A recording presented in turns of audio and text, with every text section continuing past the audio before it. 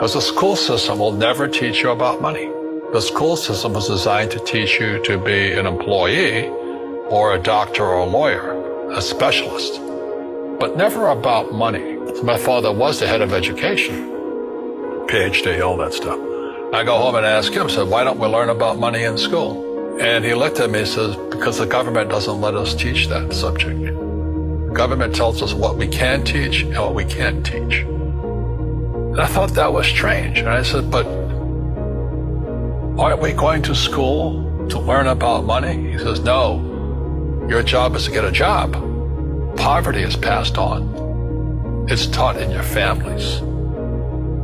And middle class is taught in families. And so the people right now who are sitting at home, who are struggling financially or worried about money or unhappy, they may be making a lot of money, but unhappy with what they're doing, it was probably taught to you. You know, your superego was taught, get a job, work hard, or you'll never be rich, or the rich are evil, or whatever.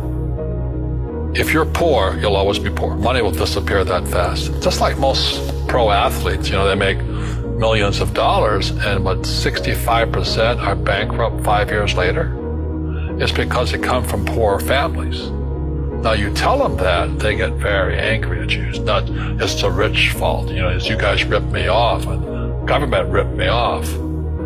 But unfortunately, what Mr. Lipton was saying, it's passed down genetically. The moment I pay you, you think like an employee. Entrepreneurs work for free. You see people say, well, why don't you give the poor money? So the only problem with that is just creates more poor people. Give a man a fish, he fishes for the day, or eats for the day. Yeah, you give a man a fish, you get a lot of people who want more fish. Don't tell people what you know. Right. Keep them poor. Poor will always be amongst us, because it starts up here. It's in their words, you know, and the words become flesh. Well, when they say I can't afford it or I can't do that, they go down. They become what they say. And I meet so many people, I can't afford it. You think I'm made of money? Poor people say I can't afford it, I can't do that, I don't have time. Because this is an escape. It's an escape. You know what I mean? It's easy to say I can't afford it. Oh, I'm too tired. Oh, I can't go to the gym. You know, when you could go to the gym. Your rich dad used to say what? How can I afford it? How can I do that? You know, what would it take, or why should I do that? He says that a question opens the mind, a statement closes the mind. See, when you say I can't afford it, your mind shuts down, and you become what you say. We all have fear. You know, to be truthful, we all have fear. It's just how you deal with it. You know, Einstein said, you know, imagination is more important than knowledge, but knowledge empowers imagination.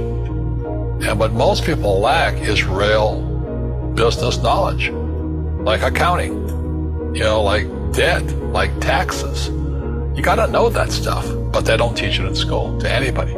People who are afraid of making mistakes, like they teach in school, they don't ever grow. Because spirituality is there's good and there's bad, there's right and there's wrong, there's up and there's down. Most people only want to be right. They only want to be positive. Well, you can't have that. That's not reality. Every time I failed, it was like, good. I said, okay, what have I learned? And the average person, the reason they're poor is they haven't failed. You know, they play it so safe. They haven't made any mistakes like they're taught in school. That means they don't learn anything. That's why the school system's actually fundamentally corrupt. It's anti-education. And I think what most people do is they let their parents or their friends talk them out of life. So afraid of failing. But failing is how we succeed.